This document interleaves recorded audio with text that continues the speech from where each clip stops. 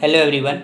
Class 12th chemistry के batch में आप सभी का स्वागत है। क्लास 12th केमिस्ट्री के अंतर्गत हम आप लोगों को ऑर्गेनिक केमिस्ट्री के बेसिक कॉन्सेप्ट के बारे में बता रहे हैं, जिसके अंतर्गत हमने आप लोगों को पहला जो बेसिक कॉन्सेप्ट का वीडियो है वो हमने आपको दे दिया है, जिसमें हमने क्लास 10 से रिलेटेड सारी चीज़ें आपको बताई हैं। आज जो है वह हमारा दूसरा बेसिक कॉन्सेप्ट का वीडियो है, जिसके बाद हम लोग अपने 12th का जो है चैप्टर शुरू करने वाले हैं। तो आज का जो वीडियो है वो थोड़ा सा 11th से रिलेटेड होगा, जो कि आप ऑर्गेनिक केमिस्ट्री में पढ़े होंगे, हो सकता है आप भूल गए हों। तो सबसे पहले हम आपको बताएं, जो आपने ऑर्गेनिक केमिस्ट्री में कंपाउंड पढ़े, एल्केन पढ़ा, एल्कीन पढ़ा, एल्काइन पढ़ा, एल्कोहल पढ़ा, जो भी चीज़ आपने आज तक पढ़ी, ये सारे जो कंपाउंड होते हैं एल्केन, एल्कीन, एल्काइन, इन सभी कंपाउंड में एक बॉन्ड पाया जाता है जिसे हम लोग कहते हैं कोवैलेंट बॉन्ड, हिंदी में सहसंयोजक बंध। ध्यान दीजिए, केमिस्ट्री में 3 तरीके के बॉन्ड होते हैं। एक होता है आयनिक बॉन्ड, एक होता है कोवैलेंट बॉन्ड और एक होता है कोऑर्डिनेट बॉन्ड। आयनिक बॉन्ड जिसमें इलेक्ट्रॉन पूरा चला जाता है, जैसे मेरे पास 10 रुपये है, हम किसी को अपना 10 रुपये हमेशा के लिए दे दें, उसे आयनिक बॉन्ड कहते हैं। और जो कोवैलेंट बॉन्ड यानी कि उपसहसंयोजी बॉन्ड होता है, उसमें साझेदारी होती है। 10 रुपये में 5 रुपये वो लेगा, 5 हम लेंगे। अगर साझेदारी होती है तो इसे कोवैलेंट बॉन्ड कहते हैं। बात समझ में आ रही? तो जो आपके कार्बनिक कंपाउंड हैं, इनमें विशेषकर कोवैलेंट बॉन्ड यानी कि इलेक्ट्रॉन की साझेदारी वाला बंध पाया जाता है, जिसमें इलेक्ट्रॉन की शेयरिंग होती है। जैसे आपने मेथेन बनाया तो मेथेन में कार्बन के 4 इलेक्ट्रॉन हाइड्रोजन के 1-1 इलेक्ट्रॉन के साथ क्या करते हैं? शेयरिंग करते हैं, साझेदारी करते हैं। तो आज हमको इन बॉन्ड के बारे में जानकारी प्राप्त करनी है। बॉन्ड कैसे टूटता है, कैसे रिएक्शन होता है, कैसे प्रोडक्ट बनता है, उत्पाद बनता है, इन सब चीज़ों के बारे में जानना है। क्योंकि आप ध्यान दीजिए कि अगर केमिस्ट्री के अंतर्गत कोई रिएक्शन हो रहा है और आप उसे एक लाइन में पढ़ रहे हो, तो वह वास्तव में एक लाइन में रिएक्शन होने वाला नहीं है। उसके पीछे कई स्टेप होते होंगे। जैसे अगर हम चाय बनाने की बात करें तो चाय बनाते समय आप चीनी, चाय पत्ती, दूध, जो भी चीज़ें हैं आप उसमें मिलाते हैं, मिला करके गर्म कर देते, चाय बन जाती है। आपके लिए आसान तरीका है। लेकिन जब हम लोग उसके अंदर अध्ययन करेंगे तो उसमें चीनी के बीच में बने हुए बंध टूटेंगे, जल के बीच में बने हुए बंध टूटेंगे, दूध के बीच में जो बना हुआ बॉन्ड है वो टूटेगा। वो बॉन्ड टूटने के बाद गर्म होकर के आपस में मिलेगा, मिलने के बाद उत्पाद बनेगा, तब हमको चाय बन करके मिलेगी। यानी कि वहाँ पर बंध टूटे, फिर आपस में लोग मिले, फिर उत्पाद बना, एक विशेष प्रोसेस हुआ। उसी प्रकार से जितने भी कार्बनिक कंपाउंड हैं, इन कार्बनिक कंपाउंड में भी एक प्रोसेस होता है। पहला होता है बंध का टूटना। कोई भी कार्बनिक यौगिक होता है, रिएक्शन करते समय सबसे पहला काम है बॉन्ड ब्रेकिंग। उसके बाद आक्रमण करना, कोई ना कोई आक्रमण करेगा, आक्रमणकारी, अटैकिंग रिएजेंट जिसको इंग्लिश में कहते हैं। और फिर आपका क्या बनेगा? प्रोडक्ट बनेगा। तो हर एक कार्बनिक कंपाउंड का जो रिएक्शन होता है वह इन 3 बातों पर डिपेंड करता है: बंध टूटना, आक्रमण होना और उत्पाद बनना। Bond breaking, attacking reagent and formation of product. और इन तीनों को मिला करके जो बनता है उसे हम लोग क्रियाविधि, मैकेनिज्म कहते हैं। आप जब बड़ी क्लासों में आएंगे तो आपको हर एक रिएक्शन की मैकेनिज्म पढ़नी पड़ेगी। रिएक्शन आपको अभी हम बता देंगे, लेकिन जब बड़ी क्लासों में पहुंचेंगे, बीएससी, एमएससी वगैरह में आप जब जाएंगे तो हर एक रासायनिक अवक्रिया की आपको मैकेनिज्म यानी कि क्रियाविधि के बारे में बताया जाए कि कैसे वो क्रियाविधि हो रही होगी, अंदर कैसे रिएक्शन टूटा होगा, कैसे बंध टूट रहे होंगे, वहाँ पर क्या क्या फैक्टर, क्या क्या कारक प्रभावित कर रहे होंगे बॉन्ड को तोड़ने में। इन सब चीज़ों के बारे में वहाँ पर आपको बताया जाएगा। तो अभी हम लोग शुरुआत कर रहे हैं इन्हीं क्रियाविधि को समझने के लिए, क्योंकि आपके कोर्स में SN1 और SN2 मैकेनिज्म है। 11th में भी आप हो सकता पढ़े हों। तो जो हमारा टॉपिक है, हमने यह बताया कि जो भी कार्बनिक यौगिक हैं, कार्बनिक यौगिक में सहसंयोजक बंध पाए जाते हैं, जिसमें इलेक्ट्रॉन की शेयरिंग होती है।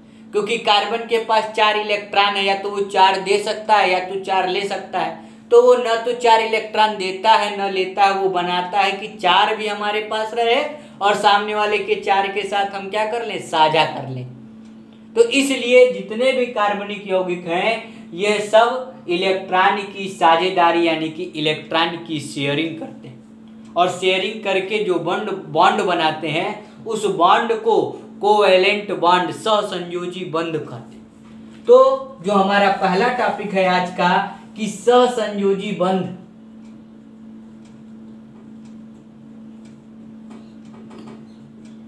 को तोड़ना, क्योंकि रिएक्शन में सबसे पहले बॉन्ड तोड़ा जाएगा, बॉन्ड टूटने के बाद आक्रमण होगा, तो फिर हम आक्रमणकारी के बारे में आपको बताएंगे और फिर जाकर के आपका उत्पाद बनेगा। तो सबसे पहला जो टॉपिक है वो है सहसंयोजी बंध को तोड़ना। शुद्ध हिंदी में कहें तो सहसंयोजी बंध का तोड़ना नहीं, विदलन कहते हैं। इंग्लिश में अगर इस टॉपिक का मतलब समझें तो fission of covalent bond. Covalent bond कैसे टूटता है, फिजन ऑफ कोवैलेंट बॉन्ड, यह इसका इंग्लिश मीनिंग है। तो सबसे पहले आप जान लीजिए कि जो सहसंयोजी बंध होता है, सहसंयोजी बंध 2 तरीके से टूटता है। एक को कहते हैं होमोलिटिक विदलन और एक को कहते हैं हेट्रोलिटिक विदलन। इंग्लिश में भी इसको यही कहते हैं, होमोलिटिक फ्यूजन और हेट्रोलिटिक फ्यूजन। तो बॉन्ड ब्रेकिंग कितने प्रकार की हो गई, बॉन्ड ब्रेकिंग 2 प्रकार की होती है, होमोलिटिक विदलन और हेट्रोलिटिक विदलन। होमोलिटिक विदलन में हम आपको बताएं, जैसे मान लीजिए एक कंपाउंड है ए और बी, ए और बीच में बॉन्ड बना हुआ है ए डैश बी, ये बॉन्ड है। ये बॉन्ड अगर सिंगल बॉन्ड है तो बताता है कि एक एक इलेक्ट्रॉन की क्या हुई है, साझेदारी हुई है, शेयरिंग हुई।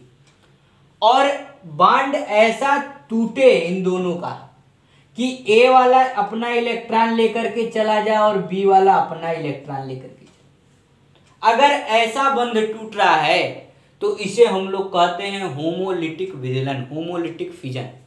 जैसे मान लीजिए अगर हमारे पास ये मार्कर है और बगल वाले के पास भी मार्कर है, दोनों मार्कर से काम हो रहा है, हम दोनों के बीच में मनमुटाव हो गया, लड़ाई हो गई, हमने अपने मार्कर को ले लिया, उसने अपने मार्कर को ले लिया, वो अलग हम अलग, अब हम लोग कहीं और दूसरे के साथ काम करने लगे, तो इसे कहते हैं होमोलिटिक विदलन। वह विदलन जिसमें साझे के इलेक्ट्रॉन अपने अपने परमाणुओं के साथ चले जाते हैं, इसे होमोलिटिक विदलन कहते हैं। The fission in which shared pair of electron goes with their atoms, that is known as homolytic fission. और एक में ऐसा होता है कि मान लीजिए साझे ए और बी ही है, बी जो है ताकतवर है, केमिस्ट्री में ताकतवर का मतलब होता है विद्युत ऋणात्मक, इलेक्ट्रोनिगेटिव। बी ज्यादा इलेक्ट्रोनिगेटिव। इलेक्ट्रोनिगेटिव आपने 11th में पढ़ा होगा कि वे तत्व जो साझे के इलेक्ट्रॉन को अपनी ओर खींचने की ताकत रखते हैं उसे विद्युत ऋणात्मक, इलेक्ट्रोनिगेटिव कहते हैं। The elements which attract shared pair of electrons towards itself, that is known as electronegative. तो ए और बी है, बी ज्यादा इलेक्ट्रोनिगेटिव है, बी ज्यादा ताकतवर है। अब जब इनके बीच का बॉन्ड टूटेगा, इनके बीच में मनमुटाव होगा, तो हम जान रहे हैं बी ज्यादा ताकतवर होगा तो ये ए के भी इलेक्ट्रॉन को लेकर के निकल जाएगा, इसके पास 2 इलेक्ट्रॉन आ गए और एक खाली। अगर ऐसा बॉन्ड टूटता है तो इसे कहते हैं हेट्रोलिटिक विदलन, हेट्रोलिटिक फिजन, जिसमें बराबर बराबर इलेक्ट्रॉन न टूट करके कोई एक ताकतवर व्यक्ति है वह अपना इलेक्ट्रॉन, उसका भी इलेक्ट्रॉन लेकर के चला गया। जैसे हमने फिर कहा ना, मार्कर है, दूसरा का भी मार्कर है। मान लीजिए भाई उसका मार्कर बड़ा है, वह बड़े क्वालिटी का है, वो ज़्यादा पैसे वाला है, ठीक। जब उसने किया तो हमारा भी मार्कर लेकर के वो चला गया। हम भाई उससे नहीं कह सकते क्योंकि भाई वो ज़्यादा पैसे वाला है, ज़्यादा उसके पास शक्ति है, ज़्यादा ताकत है। तो ऐसा जो बॉन्ड ब्रेकिंग होती है इसे हेट्रोलिटिक विदलन कहते हैं। तो जो बॉन्डिंग है वो 2 प्रकार की है, एक होमोलिटिक, एक हेट्रोलिटिक। होमोलिटिक में साझे के इलेक्ट्रॉन बराबर बराबर बांट दिए जाते हैं। हेट्रोलिटिक में साझे के इलेक्ट्रॉन को कोई एक ताकतवर एलिमेंट, ताकतवर परमाणु, ताकतवर एटम अपनी ओर खींच करके निकल जाता है। अब ध्यान दीजिए कि जब होमोलिटिक विदलन होता है तो एक परमाणु होता है और उसके ऊपर एक अकेला इलेक्ट्रॉन बन जाता है। इसे मुक्त मूलक कहते हैं केमिस्ट्री की भाषा में। क्या कहते हैं? मुक्त मूलक। यहाँ पर ए और ये जो डॉट बिंदु दिखा रहे हैं यह मुक्त मूलक, या इंग्लिश में कहते हैं फ्री रेडिकल बनता है। पेपर में वाइवा में आपसे टीचर पूछेगा कि बताइए फ्री रेडिकल कब बनता है, तो आप कहिए कि किसी भी कार्बनिक कंपाउंड में जब होमोलिटिक फिजन होता है तो फ्री रेडिकल मुक्त मूलक का निर्माण होता है। होमोलिटिक विदलन में मुक्त मूलक का निर्माण होता है, इसे मुक्त मूलक कहते हैं। किसी परमाणु के ऊपर यदि अकेला इलेक्ट्रॉन रह जाता है तो वही मुक्त मूलक कहलाता है। और वही हेट्रोलिटिक विदलन में मुक्त मूलक नहीं बनता है। भाई बी ने ए के इलेक्ट्रॉन को ले लिया तो बी के पास ज्यादा इलेक्ट्रॉन हो गए, बी के ऊपर माइनस चार्ज और ए के ऊपर प्लस चार्ज आ जाता है। तो हेट्रोलिटिक विदलन में धनावेश और ऋणावेश बनता है, पॉजिटिव चार्ज और निगेटिव चार्ज बनता है। वही होमोलिटिक विदलन में आपका फ्री रेडिकल बनता है, मुक्त मूलक बनता है। बात क्लियर हो गई? हमने बताया जो आपके ऑर्गेनिक कंपाउंड्स होते हैं उनमें कोवेलेंट बॉन्ड होता है। कोवेलेंट बॉन्ड दो तरीके से टूटता है, होमोलिटिक, हेट्रोलिटिक। होमोलिटिक में शेयर्ड पेयर ऑफ इलेक्ट्रॉन्स बराबर बराबर बांट दिए जाते हैं। हेट्रोलिटिक में जो ताकतवर होता है वो इलेक्ट्रॉन लेकर के निकल जाता है। हेट्रोलिटिक में निगेटिव चार्ज होता है, पॉजिटिव चार्ज बनता है। वही होमोलिटिक फिजन जब होता है तो इसे जो है इसमें जो है मुक्त मूलक फ्री रेडिकल का निर्माण होता है। अच्छा, अब बॉन्ड टूटना तो आप जान गए। बॉन्ड टूटने के बाद इसमें आक्रमण भी होता है।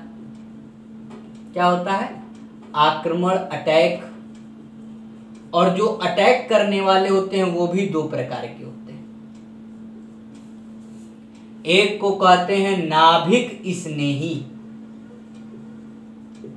इंग्लिश में इलेक्ट्रोफाइल, सॉरी इंग्लिश में न्यूक्लियोफाइल। और एक होते हैं इलेक्ट्रॉन स्नेही, इंग्लिश में इलेक्ट्रोफाइल। बात समझ में आ रही है?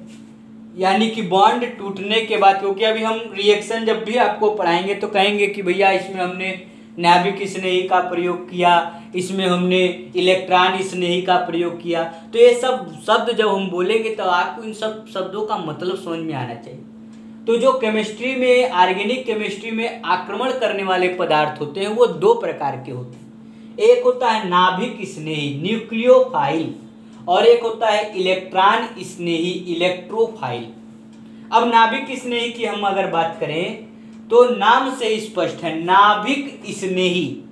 नाभिक मतलब न्यूक्लियस और स्नेह मतलब अट्रैक्ट, जो न्यूक्लियस की तरफ अट्रैक्ट हो वही होता है न्यूक्लियोफाइल। और जो इलेक्ट्रॉन की तरफ अट्रैक्ट हो, इलेक्ट्रॉन की तरफ आकर्षित हो, वह होता है इलेक्ट्रोफाइल। बात समझ में आ रही है? फिर से समझिए, एक होता है नाभिक स्नेही और एक होता है इलेक्ट्रॉन स्नेही। नाभिक स्नेही का मतलब है जो न्यूक्लियस की तरफ आकर्षित हो, अट्रैक्ट हो। न्यूक्लियस कैसा होता है केमिस्ट्री में आप जान लीजिए, जो न्यूक्लियस होता है वो पॉजिटिव होता है और जो इलेक्ट्रॉन होता है वो कैसा होता है? निगेटिव। तो जो पॉजिटिव की तरफ अट्रैक्ट हो उसे नाभिक स्नेही कहते हैं, और जो निगेटिव की तरफ अट्रैक्ट हो उसे इलेक्ट्रॉन स्नेही कहते हैं। अब आप ही सोच के बताइए कि पॉजिटिव की तरफ कौन अट्रैक्ट होगा? जिसके ऊपर निगेटिव चार्ज होगा, जैसे chlorine minus, bromine minus, iodine minus. और निगेटिव के ऊपर कौन अट्रैक्ट होगा? जिसके ऊपर पॉजिटिव चार्ज होगा, जैसे NH4 प्लस, CH3 प्लस। अभी हम सब पढ़ाएंगे। बात समझ में आ रही? तो नाभिक स्नेही क्या होता है? वे आक्रमणकारी, those attacking reagent which attract towards the nucleus, जो नाभिक की तरफ आकर्षित होते हैं उन्हें नाभिक स्नेही कहते हैं, और जो इलेक्ट्रॉन की तरफ आकर्षित होते हैं उन्हें इलेक्ट्रॉन स्नेही कहते हैं, इलेक्ट्रोफाइल कहते हैं। Those substance which attract towards the electron that is known as electrophile, those substance which attract towards the nucleus that is known as nucleophile. बात क्लियर हो गई। जैसे मान लीजिए यहाँ पर ए और बी हमने एक यौगिक लिया, बी के ऊपर माइनस चार्ज है, तो इस माइनस के ऊपर कौन जा करके लगेगा, माइनस के ऊपर यह पॉजिटिव वाला जा करके लगेगा। बात समझ में आ रही है, क्योंकि जो इलेक्ट्रॉन स्नेही है, इलेक्ट्रॉन की तरफ आकर्षित होने वाले, माइनस की तरफ आकर्षित होने वाले, और जो नाभिक स्नेही है पॉजिटिव की तरफ अट्रैक्ट होने वाले, और पॉजिटिव की तरफ निगेटिव वाला अट्रैक्ट होगा, और निगेटिव की तरफ कौन वाला अट्रैक्ट होगा, पॉजिटिव वाला अट्रैक्ट होगा। तो केमिस्ट्री में यह दो तरीके के आक्रमणकारी होते हैं जिनके बारे में हमने आपको बताया। इसके अलावा कई छोटे छोटे नियम होते हैं, जैसे मार्कोनिकॉफ का नियम, सेटजेफ का नियम, जो कि आपके 11th में कोर्स में था, आपको एक बार उनको पढ़ लेना चाहिए। नहीं अगर पढ़ पाते हैं तो यहाँ पर हम आपको वो सारी चीज़ें दोबारा बताने ही वाले हैं। तो यह जो है हमारा बेसिक कॉन्सेप्ट है, जिसके बारे में आज हमने आपको बॉन्ड कैसे ब्रेक होता है बताया, और उस ब्रेक हुए बॉन्ड पर कौन कौन सी चीज़ें अटैक करती हैं ये सारी चीज़ें बताई। 11th में भी ये सारी चीज़ें हमने आपको कई सारे मेथड्स में, स्टेप्स में बताई भी होंगी। तो अब जो है हम लोग कल जब भी नेक्स्ट वीडियो में मिलेंगे तो नया chapter halo alkane hello Areen की साथ शुरुआत करेंगे। आज के लिए इतना ही।